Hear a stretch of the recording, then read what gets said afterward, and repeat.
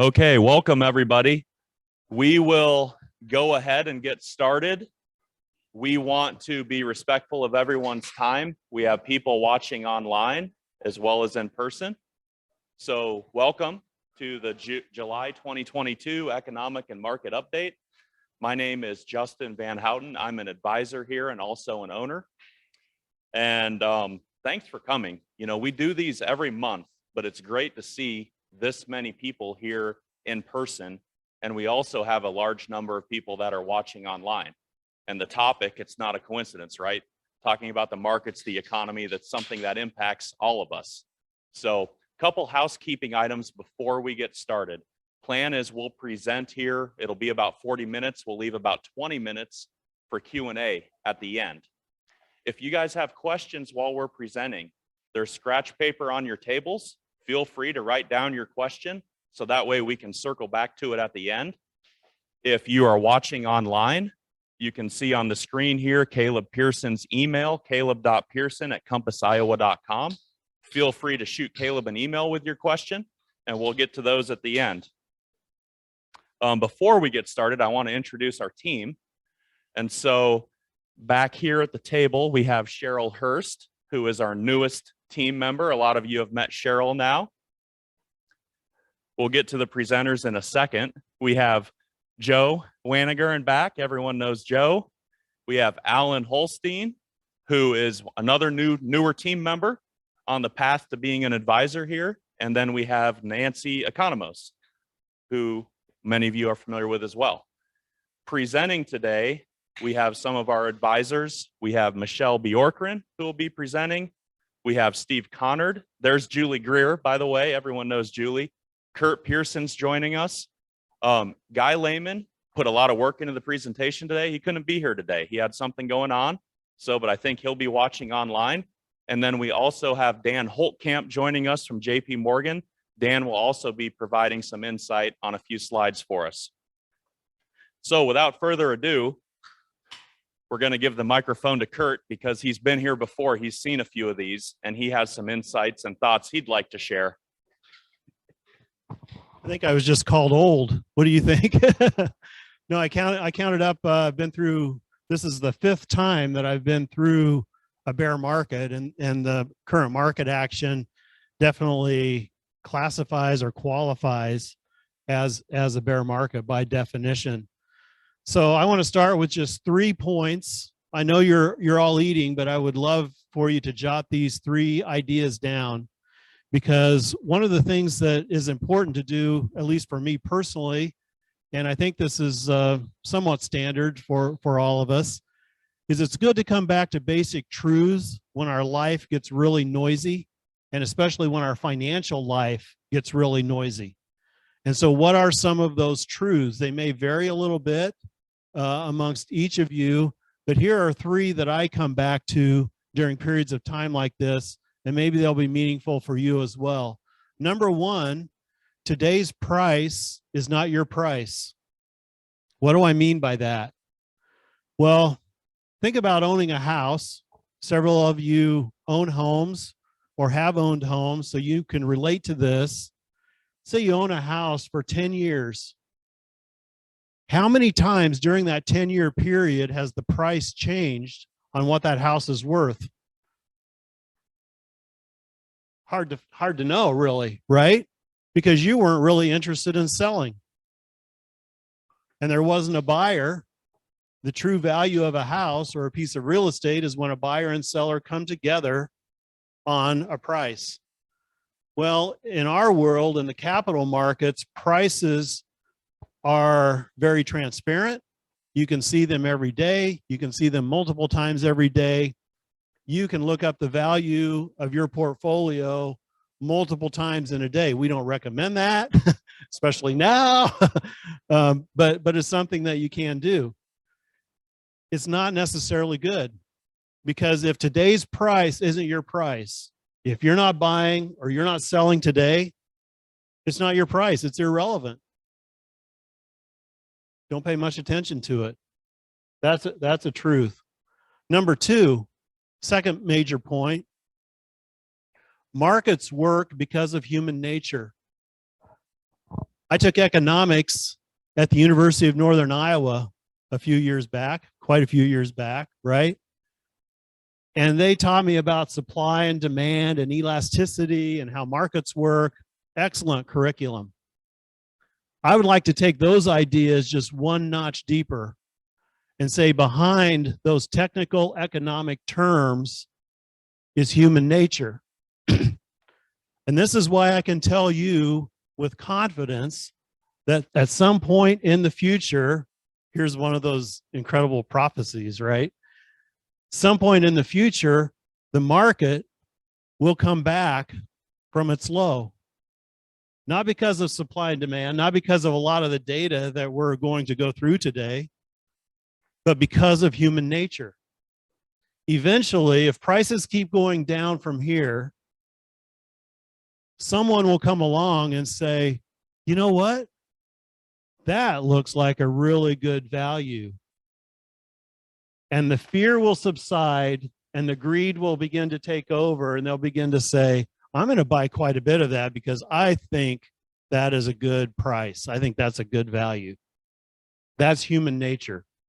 And that's how markets work and how they, why I have confidence that this time is no different than the other 4 times that I've been through this. It's because of human nature. Peter Lynch said, the fidelity guru, now is always the hardest time to invest. And that's really true. Because there's always a wall of worry in the markets. There's always opinions. You watch some of the business channels, you're going to get a variance of opinions in a 5-minute span. You're like, what do I believe? Well, if you believe the human nature point and you know that today's not your price, maybe a lot of what is being said doesn't really apply. My last point of the 3, today's price is not your price, number 1. Number 2, human nature is what works markets. Number 3, know thyself. What do I mean by that? We're going to be sharing a lot of information here today. Do not take this information necessarily as a recommendation. Why? The recommendation or how to apply this information is best done when you meet with your advisor and you know and you take a fresh look at your situation. The challenges and opportunities that we are seeing at this point in the markets, in the economy, may create some pretty incredible opportunities or potentially a challenge in your specific situation. That's a conversation to have with your advisor. No one can, how do I want to say this? Sometimes emotions create a terrible foundation for financial decisions, right? And our emotions can easily get escalated during times of worry, times of fear, times like we're going through. Your advisor here at Compass is, we talk about this all the time, taught, trained to listen and to help you sift out, sort out the emotion from the fact of your situation and take advantage of whatever the capital markets throw at us. And so hopefully coming out of this, you'll say, hey, I need to talk to Michelle about that, or Guy, or Justin, or Steve, or Caleb, one of the advisors here. I need to talk to them about that particular point and how it applies in my situation. Okay, now the 2 slides that I've been tasked with covering. These slides are at about the 10,000 foot level. Let's go up to the 30,000 foot level for just a second. What is going on in our country? What is going on all around us? Those are the questions. If you haven't asked them, I'm sure you've at least thought, these are interesting times. that we are in. I always grapple when I begin to ask those kinds of questions with, okay, is there anything from history that can begin to give just a little bit of perspective, right? Well, there's a body of information that we've been digging into a little bit here at our office called generational theory. In generational theory, you can Google this fella, Neil Howe, Howe. Neil is his first name.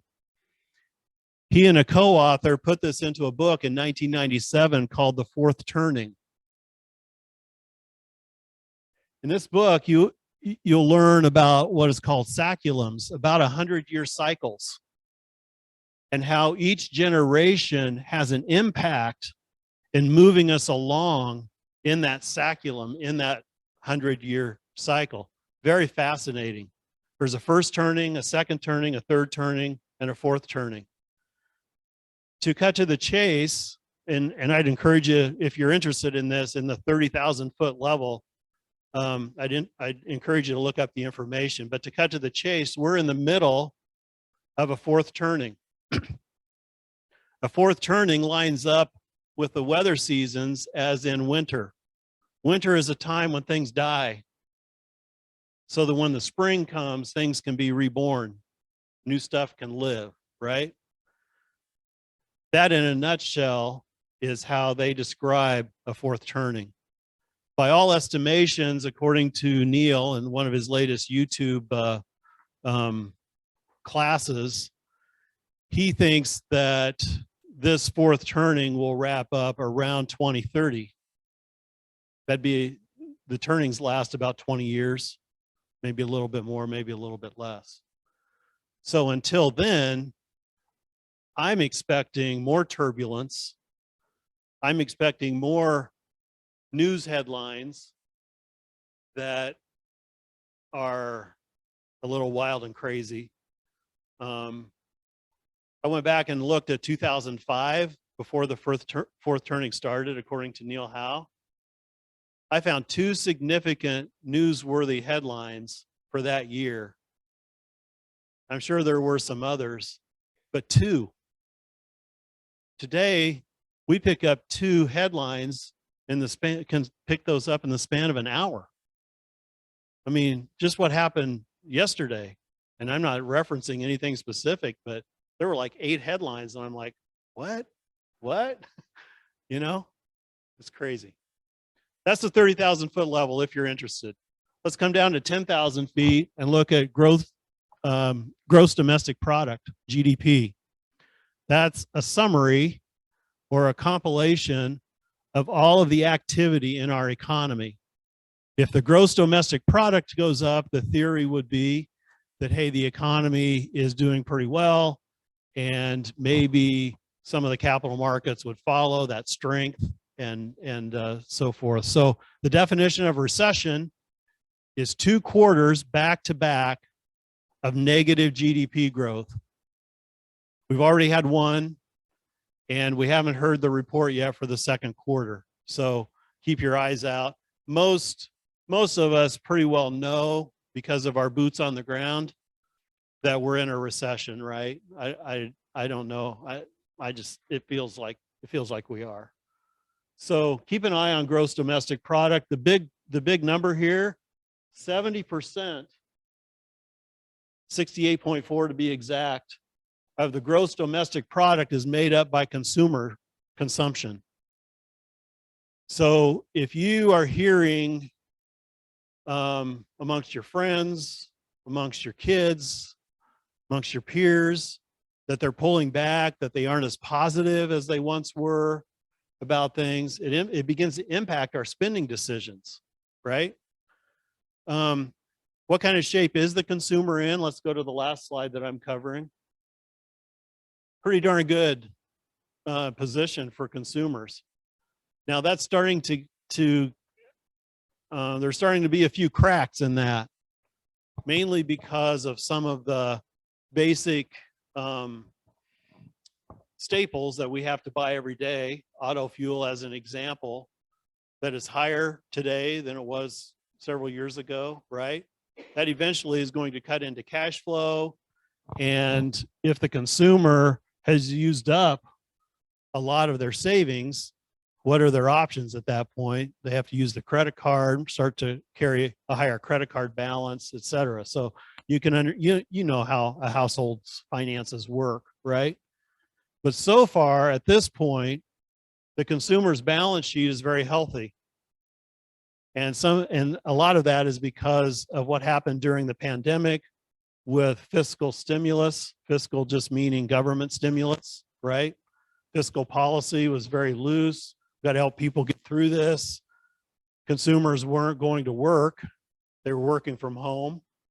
And so they were able to save and build a lot of flexibility into their personal balance sheets. So you can begin to see in the upper right-hand corner here that the percentage of debt payments as a percentage of disposable personal income is really starting to take off. And so some are already having to borrow to meet daily living expenses. And if that trend continues, that'll keep creating some pain in households that we need to keep an eye on. I think Justin's up next. Thanks, Kurt.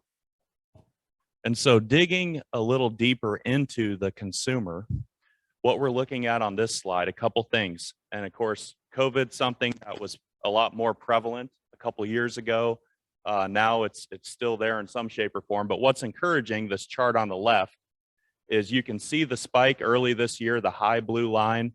That was, I think, the Omicron variant, right, earlier this year. Since then, cases, which is the blue line, have come down drastically. And probably more importantly, on the gray line, that's fatalities. And those are also down to almost the levels they were at heading into it. So that feeds into what Kurt was talking about with the consumer. And are they out? Are they doing things? And the chart on the right shows a representation of that. The green line is hotel occupancy. So people are they out? Are they traveling? Are they visiting places?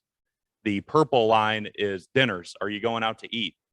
And the blue line is air traffic. So these are three measures of, are consumers getting out, and are they spending? Are they doing things? And all those have trended up from, if you go back to COVID, to our current levels, where we're almost with some of these back to our pre-pandemic levels.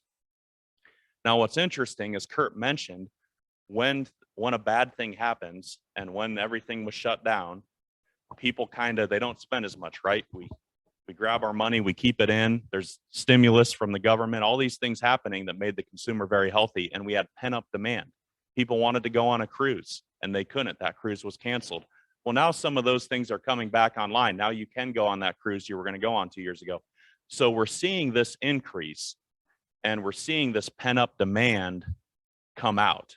And what'll be interesting going forward is, does this continue? Because right now it's summer, people are traveling, kids are out of school, grandkids are out of school. As we get deeper into this, Kurt mentioned there's some cracks in the personal consumer. As we get deeper into this year, we go into fall and winter, do these numbers hold up or continue on an upward trend, or do they start to pull back again? And that'll be very telling from a consumer standpoint. One of the interesting things with this too is, of course, inflation. That's on everybody's mind. And despite inflation, despite what you're paying at the gas pump, what you're paying at the grocery store, right now, people are still going out and doing these things. So will that continue? That's the question. Steve is next, and he's going to dig into inflation because I'm sure everyone wants to hear about that. Thanks, Justin. Yes, the economic topic of the year is inflation. We've heard a lot about it by now. I'm sure all of you have heard that we haven't seen inflation like this in over 40 years. The last time we had it, things were different. The economic backdrop was different the last time we experienced this. What caused that inflation was different than what's caused the inflation that we have today. But regardless of what's caused it, we have to deal with it. And of course, retirees are very sensitive to inflation. I can't tell you that I've ever put together a financial plan for anybody, a retirement plan, where we were forecasting Okay, I'll talk louder then. All right, is that better? So I can't remember ever putting together a retirement plan for any client where we forecasted 8 or 9% inflation. And so this should concern us all, and it's a policy issue that that we have to get our arms around. So I'm going to address how the government is trying to do that right now. But first, a little bit of background. So we've got some inflation statistics, historical statistics here. The box is what I really want you to look at. So what we heard today, the inflation report came out, the markets came out of the gates down today because of another bad inflation report. Last month, 9.1% headline inflation. So that's what we mean by headline. And that is a weighted average of these three categories that are below it. Core CPI, meaning consumer price index, and then food and energy broken out from that. Now, through the years, the way the government measures inflation has been criticized often, because this core number doesn't include food and energy. And people think, well, what's the rationale? Everybody uses a lot of that stuff. Why isn't it included in inflation? Well, the reason it isn't is because those prices tend to be subject to factors that make them more volatile. So they're not a real good indicator of an overall trend in prices. Now, how do different people at different stages of life experience inflation differently? Retirees experience inflation differently than people who are still working. They're on fixed incomes, and they spend their money on different things than when they were working. So through the years, what do we do as we age? We tend to spend more money on things like healthcare than we did when we were younger. And what has healthcare costs done? Well, they've grown over the years at a much faster clip than the headline inflation numbers that we've been hearing, which until recently were between 1% and 2% for most of the last decade. And so this is a big deal. Food, energy, yeah, they make a big difference. But so if you're a retiree or older, so does healthcare.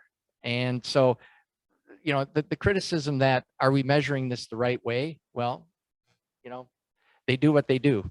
The Fed looks at this thing called PCE deflator. That's what they've got their eyes on. And however they measure it, though, you have to look at it and say, well, how's this going to affect me? And right now it's affecting everybody because everybody uses energy, everybody eats. And so that's what we're seeing. Next slide, please. So where's the inflation coming from? Well, this just breaks it down. So what you're looking at here is the wider the band, the more it's impacting this overall inflation number. So energy is the green color at the top. And obviously, you've all put gas in your cars recently. So, you would expect, you're not surprised to see that that's a wide band. Same with food, whether it's in a restaurant, which is the blue, or purple, that's a fairly wide band. But one thing that you talk about people experiencing inflation differently, one item that's in here is housing.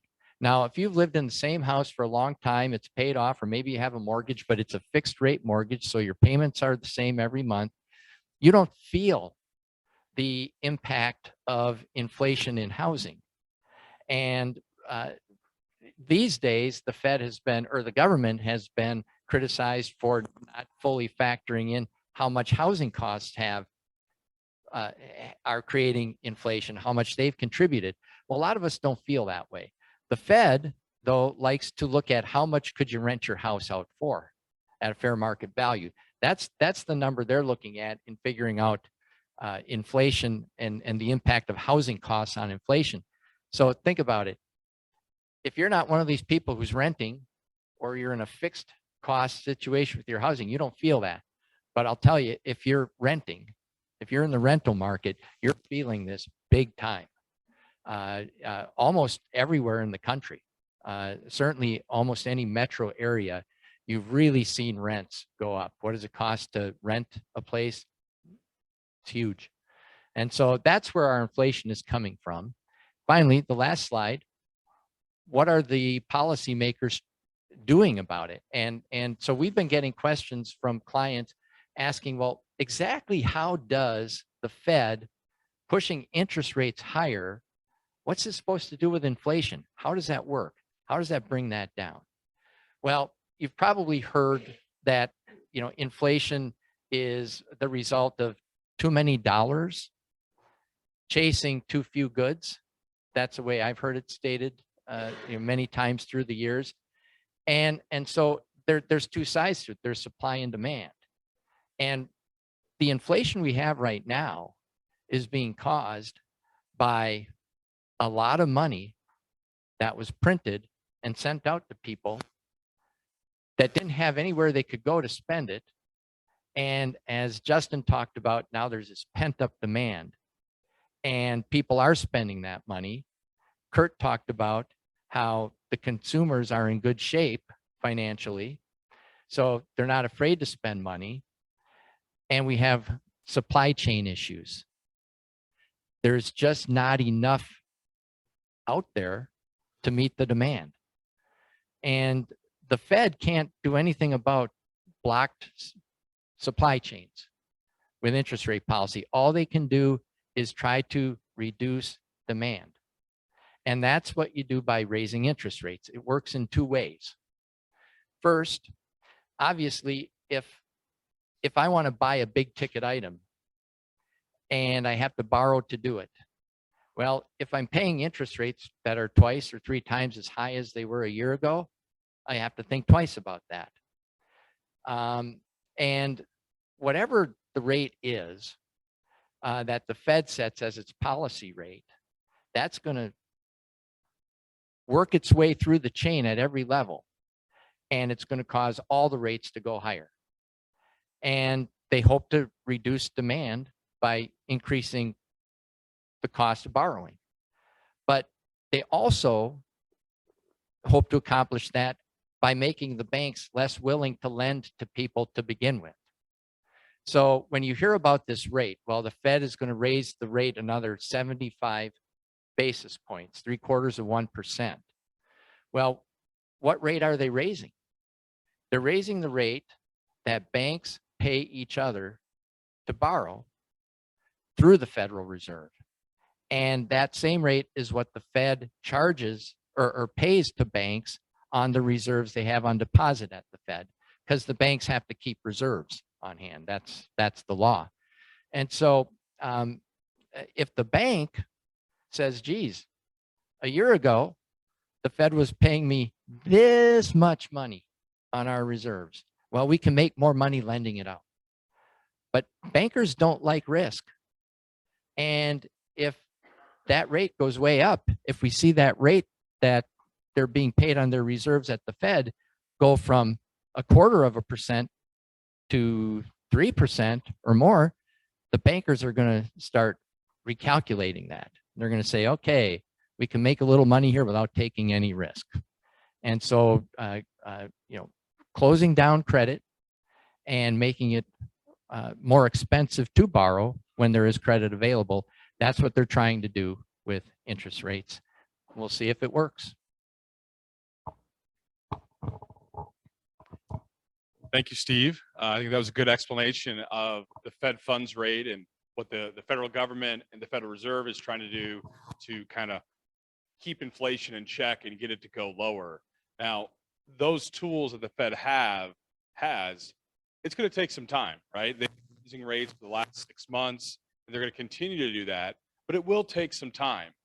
The more immediate impact for all of you in the room today, beyond just the price you pay at the grocery store or at the gas pump, is the impact on your bond accounts and your bond funds and bonds in your portfolios today. So what this chart is showing is data going back to the 1970s and how bonds have done in a given year.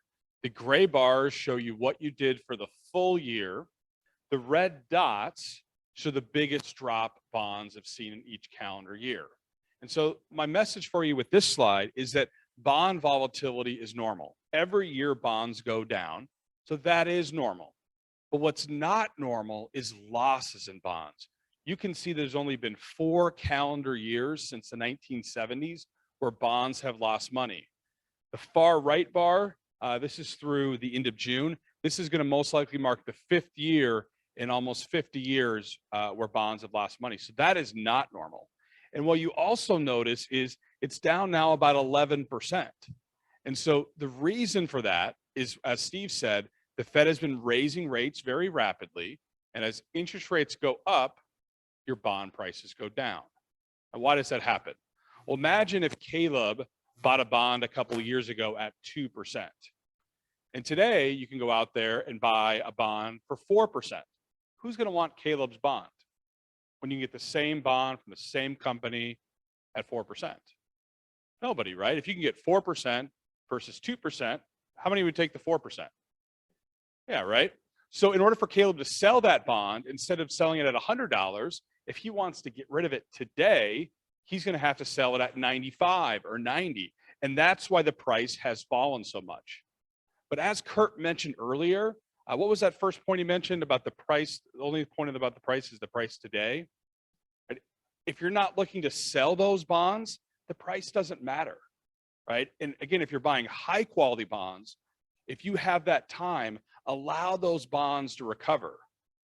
And just like if this was a stock page, I think we would remember, not to be selling stocks at our lows. That's essentially where bonds are. This, in our view, is a really bad time to be getting out of bonds completely, but rather, sitting down with your advisor, making sure you have the right type of bonds and the right sectors and the right maturities, so you're properly positioned forward for what Steve alluded to earlier around the Fed raising of rates. And the final point I'll make with this slide is, if we look back to history as a guide, after down years in bonds, the following years are actually quite strong. And the reason for that is, after a down year with the Fed raising rates, the following year you get the benefit of those higher income payments. And I think most likely that's true moving forward. Is, well, we don't know if rates are going to go up or down. I don't know. Nobody knows really, because we don't know. We can't time the market. What we do know is the bonds that are coming out today are higher income. And if you stick around, you're going to see the benefit of that into future years. So bond volatility is normal, losses are not. And so this has been a very interesting year with a lot of headlines, as Kurt mentioned earlier. Next page, please. Now, getting into some of that inflation numbers a little bit more, around kind of wrapping up the economic update of the presentation. One area that's been driving inflation dramatically is the price of gas, the price of oil, natural gas, and commodities more broadly speaking. If you look at the right-hand side, what this is looking at is the price of oil. Now, you can see that the price of oil as of June 30th was about $105 a barrel. That's come down some in the last 2 to 3 weeks, but relative to history and relative to the last 10 years, it's dramatically higher than it's been. And so we have started to see a little bit of relief at the pump, but there's a lot of uncertainty, and some experts believe that it could continue to go back up as there's still a lot of demand. China is still basically on lockdown, and if the world's largest country starts to come back online and open up from COVID, there's going to be more demand from oil there. And so again, it's hard to necessarily predict what happens, but what we do know is, historically, after sharp increases in the price of oil, look at the right-hand side of that Eiffel Tower. So if this is the left-hand side, that's the right-hand side. That right-hand side, or that fall in price, typically happens much quicker than even the rise in price. And so there's going to be something that comes along that causes those oil prices to come back down. Maybe it's a slowing of the consumer, as we talked about before. Maybe it's a recession.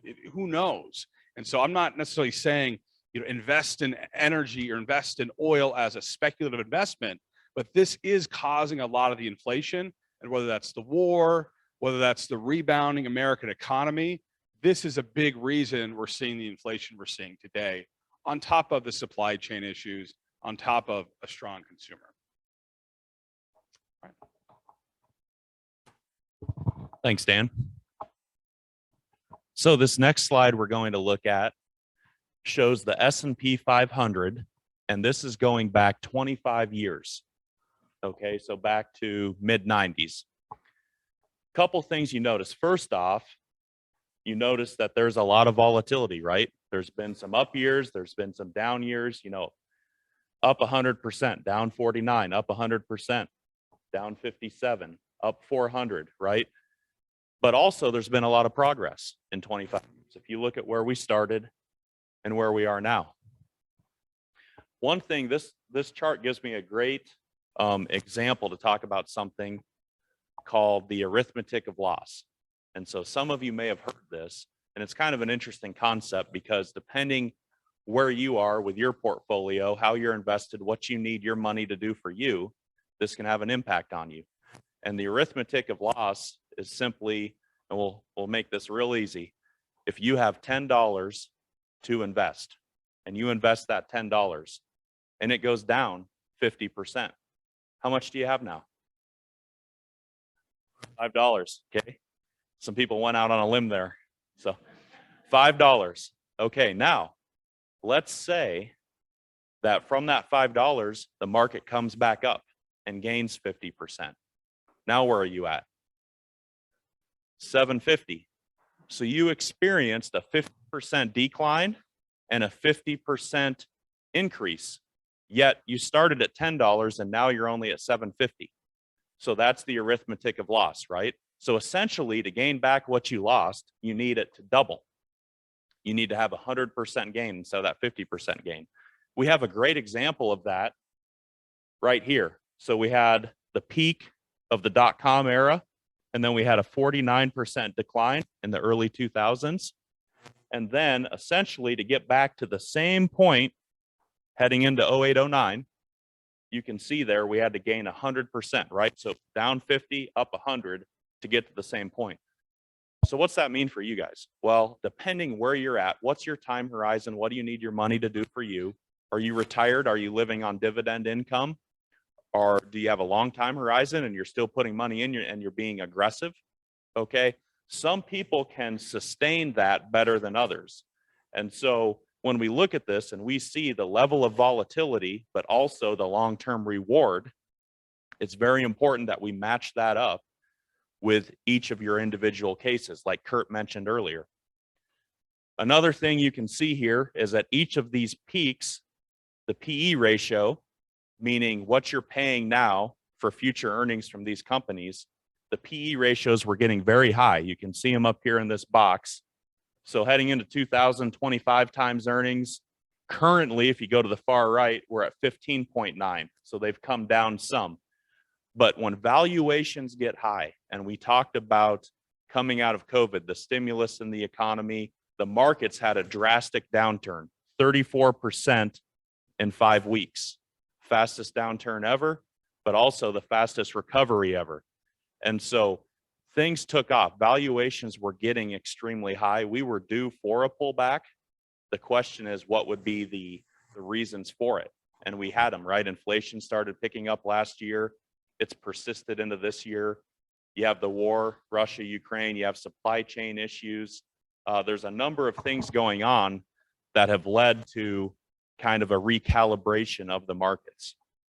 So the final point I'll make on this slide is that if you can, if it's in your time horizon, your risk tolerance, and it works for you to be in this market in the long term, it pays off, right? Because even though it's a bumpy ride, historically, it always comes back and you can have some really good gains there along the way. So next slide.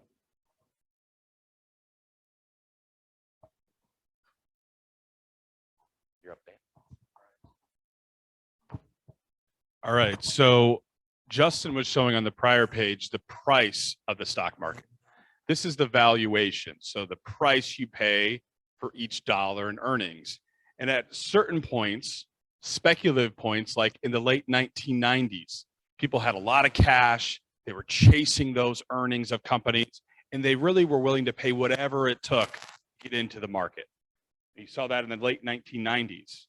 And while in the 2006 crisis, before the housing crisis of '08, it's not that stocks were overvalued, but there was another bubble forming, and that was in the housing market. And then fast forward to, during the COVID period and after COVID, we also saw stock valuations get up there. And we saw some of those market bubbles happen in, cryptocurrencies like Bitcoin. It's now down 70%. SPAC investments, some pockets of real estate, those have started to come down. And even the broader stock market, even with large cap US large quality companies, even the valuations of those companies have come down. And so we're seeing at a point now today, if you own money in the stock market or you are looking to add money, stocks are right about fair value. But I think the thing to caution you on, and again, why I would really encourage you to talk to your advisor, because even though the market's down, you want to be careful of just jumping in and saying things are on sale because, the market's down. While the valuations are about average on the far right today, the fact is earnings could go down if the economy's slow and the consumer, doesn't go out and spend as much. And these valuations that look cheap today actually could go back to expensive. And so I think it's just a word of caution. Just because it's on sale, I always tell my wife, you don't need to buy two, right? You really want to care about the price. You want to care about the quality, what makes up the underneath components of these broader markets. Next page. So let's dig into the consumer a little bit. There's an index called the Consumer Sentiment Index. And basically what they're looking at is how do consumers feel about their personal financial situation. What this chart is showing, the blue dotted line is just the average over the years, and this is going back to the 70s again. The blue dots are where consumer sentiment is. And then we're seeing what the S&P 500 returns were 12 months after the consumer sentiment reading. So in other words, how we feel today as consumers, what typically happens with the stock market in the next year. And why this is important is because this speaks to what are consumers going to do. If you look at the far right, where we are today, that's the lowest point on this chart.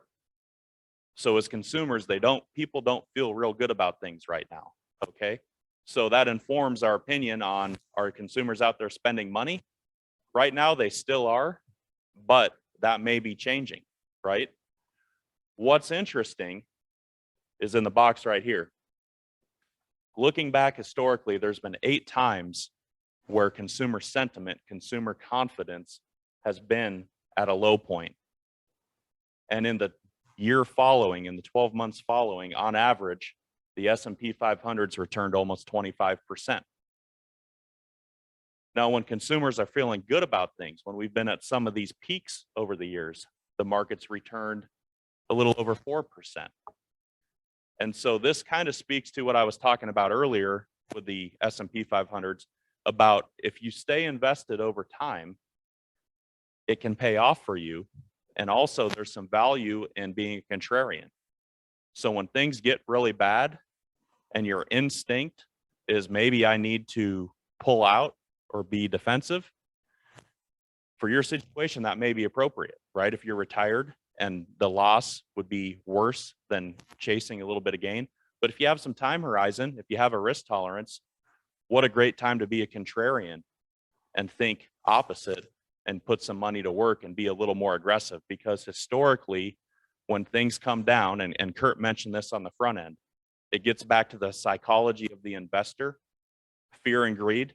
So we can talk about valuations, we can talk about earnings, we can talk about those financial pieces, but it's also the psychology of Wall Street, the psychology of the individual investor, the people here in the room, right?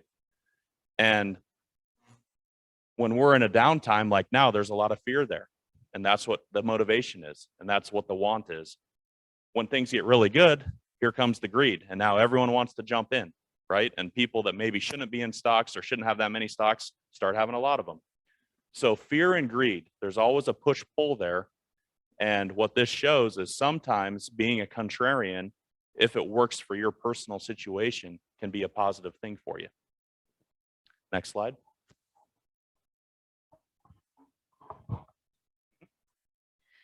So this slide looks very familiar to you already because Dan touched on the bond market and annualized return. So I'm not going to camp very long on this, but it's super, super powerful. It's one of my favorite slides. What it's showing is since 1980, S&P annualized returns and then mid-year, intra-year declines. Basically, to take you kind of the end of the story, every year is going to have some type of correction on some level. But the biggest message from this slide right here is the last 42 years. So this is dating back to 1980. Of the last 42 years, 32 years, despite the mid-year declines, ended positive in the S&P. That's super powerful because we're obviously really kind of concerned right now about things, but we're dating back. We're showing you a lot of history today. I get it, but that's all we have to go on, right? Is what's happened in the markets and how do we know how to look forward? But pretty powerful. Something that's interesting is if you look at the last few years, so we had COVID 2020. Then last year we had a 5% decline in the S&P. Doesn't even really qualify from technical terms as a correction. Correction in our world means roughly a 10% decline in the S&P. Didn't even hit a true correction last year. So no wonder this year we're kind of on edge, right? Because there's some volatility, but look, the average span of volatility we've experienced it's fairly average this year, but we're not feeling that. So the biggest takeaway here is to not overreact to short-term volatility. And we've got, obviously people say, okay, wow, I'm feeling this and it's not feeling good. What do I do? Should I get out? Should I move to cash? Should I change things? Well, history tells us that may not be the wisest choice. So biggest takeaway is don't overreact to volatility. You have questions on your portfolio, reach out to your advisor, ask the question, and get the answers.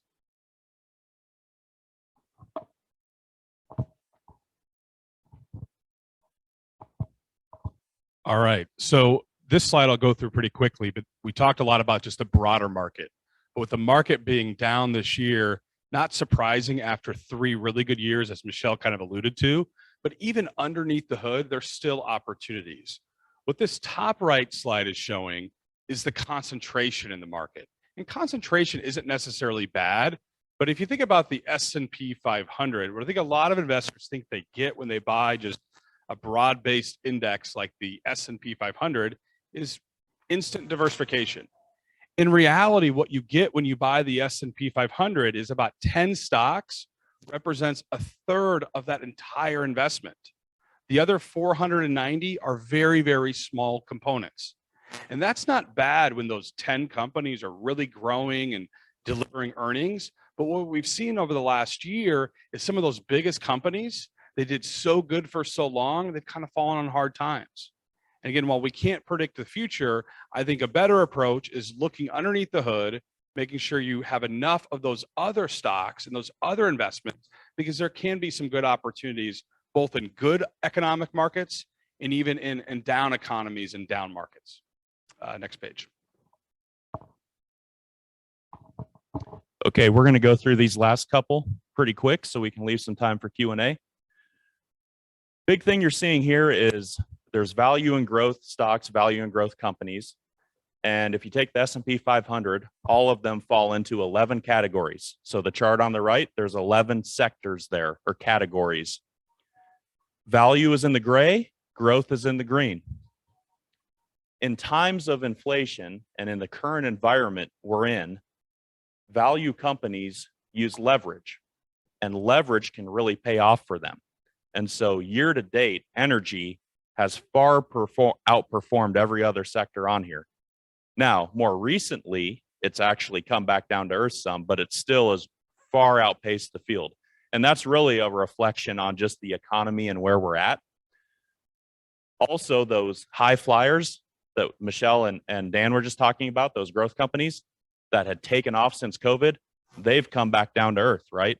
Well, at some point when inflation retraces and we're able to get a hold on that, you will see a shift in these sectors and what's performing well. You'll see value companies start to fall off, and you'll see the growth companies rise to the top again. And that's probably the biggest takeaway from that. Next slide. Get to wrap up talking about the bond market. That'll put you to sleep. I'll make it really exciting. So I'll tell you the main takeaway from this slide right now is for those of you who are taking income from your portfolio because you're retired or you're on the cusp, 3-4 years out from retirement and looking to start taking income from your portfolio. This is a good slide to just touch on for a little bit. So this is giving us some insight into the different fixed income sectors within the bond market. Government securities, treasuries, corporates, municipal bonds, high yield. It's showing year-to-date yield, which is up, which means if you are collecting income from your portfolios, current yield environment should help sustain that income. So don't be too alarmed that, hey, what's happening in the market and I'm taking from my portfolio right now, it's okay. It should be sustaining that income. Year-to-date returns and correlation to the S&P 500. Correlation just means how do two securities move in relation to one another. So what this is telling us, this left side is the negative to low correlation to the S&P 500 compared to the fixed income market, that some of the fixed income pieces you have in your portfolio will still provide a decent hedge to the equity market.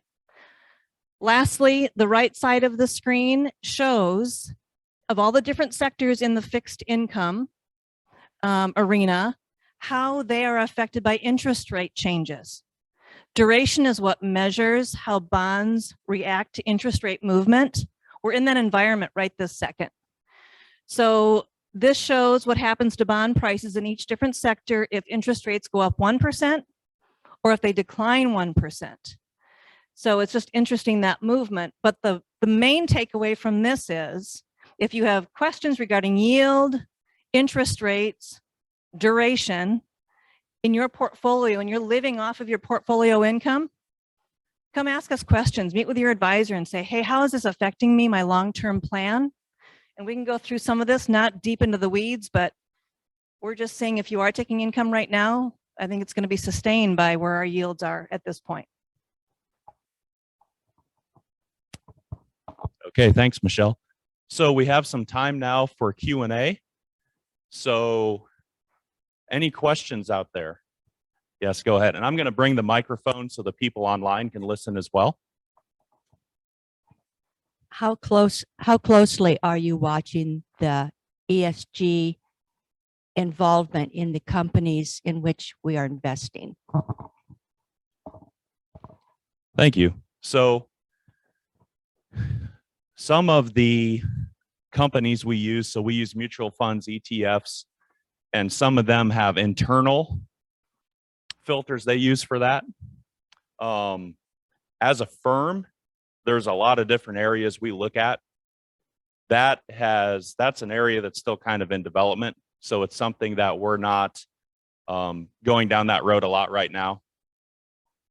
We'll see what happens in the future. So good question. Any other questions? Caleb, any online questions? Oh, yeah, yes. If we're at 9% inflation now, and we're in a recession now, and the only tool the Fed has to deal with inflation is to raise rates, what does that mean for the future? Good question. So if everyone heard that, inflation is at a high now, maybe it keeps going up, and if all the Fed can do is raise rates, what's the solution? How do we fix that? And so Steve, this is kind of your area, so I'll pass this to you.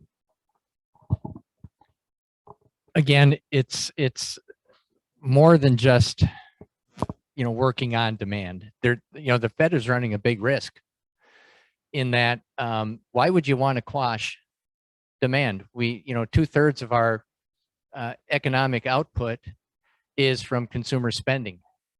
And so why would you want to dampen that as a matter of policy? Well, it's because you don't have any other choices. And so, the risk of, of recession increases with aggressive action on interest rates. So there's no easy answer to the question, Jason. Again, this inflation that we're having today at this level is caused by different things than the last time we experienced inflation at this level 40 years ago. That was entirely different. We had economic challenges, but slow growth. Back then it was slow growth. There was some unemployment. It was structural unemployment was higher, but it wasn't at double-digit figures. But it's just prices kept going up. Labor unions were a bigger part of the economy then. We had more of a manufacturing-based economy. So back then we had prices going up. So the unions were going and saying, we need more money. We need to keep up. And so you pay the workers more. And what do the companies do with their products? They jack the prices up. And so it was called cost push inflation. Well, that's not what's happening today. Today, we have shortages and people have needs. They want to buy stuff, but it's expensive, and because there's not enough of it. And so it's entirely different.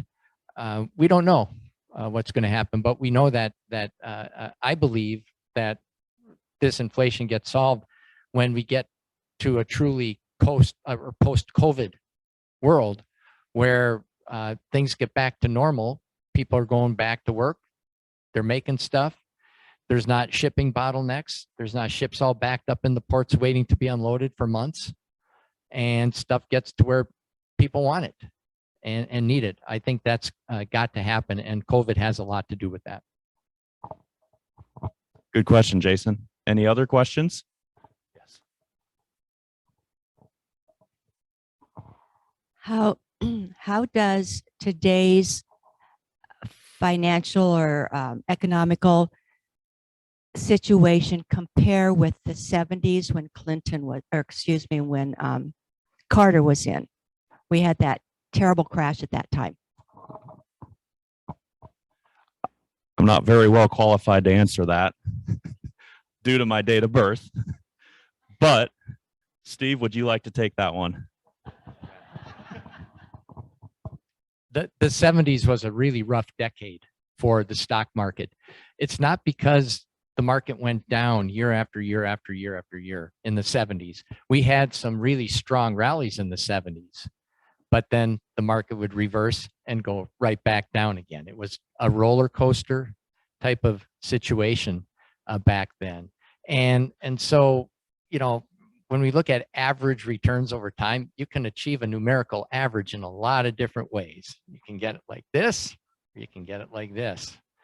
And I think everybody would prefer to get it like this, because the numerical averages can come out the same just doing the simple arithmetic, but the choppier the ride was, the less money you have at the end of the road. And so I don't know if that helps a lot in terms of comparing. It's different. The causes of this are different. What the markets are going to do with all of this is yet to be known. But there is mean reversion. And this is the last thing I'll say on it. And what that simply means is you look at a long-term average, and if you go through a period of time with above average returns, you saw some of the charts there, eventually the longer term average is going to have to be low. To revert to that longer term mean, you're going to have a period of smaller returns. A period of smaller returns, if we're talking about the next decade being smaller, lower returns, well, it's probably going to be achieved with more choppiness rather than a straight line. Okay, maybe time for one more last question if anyone has one. We want to be respectful of everyone's time here. Last thing I'll add on that is more recently, if you think back to 0809, at that time there was some issues with the banks and leverage and the subprime mortgage crisis. And there was a lot of stimulus that was put into the system at that point to sort that out. But it stayed with the banks. It never got out into the economy. It made them right, and it stayed there. A big difference with what was done during COVID is all the stimulus that was done, and it was quite a bit more than 08, 09, went out to the consumers, right? And now that has been coming into the economy and is still, when we talked about pent up demand, coming into the economy. So that feeds into inflation along with supply chain issues and everything else. So, okay, last word. Okay. It's the money supply. Inflation is a monetary phenomenon. There is too much money out there. Our money supply has grown by 40%. 40% from pre-COVID levels. So 2 years, 40% more money out there. And that's from policy. So. Okay, thank you, Steve. Thank you, presenters. Thank you, Dan from JP Morgan, for sharing your insights. It's great seeing everyone in person. This was awesome to have you all here, plus everyone online. We do these every month. Next month, I think it's August 11th, second Thursday. It's on millennials and investing. So if you fall into that category, or maybe you know someone that does, that'll be, or you know someone that does, that could be a great informational one for them, right? And we always record these. And so this has been recorded. People that watched online, you can get a recording. If any of you would like a recording, you can request one. So I think that wraps it up for today. Thanks, everybody. Have a great day.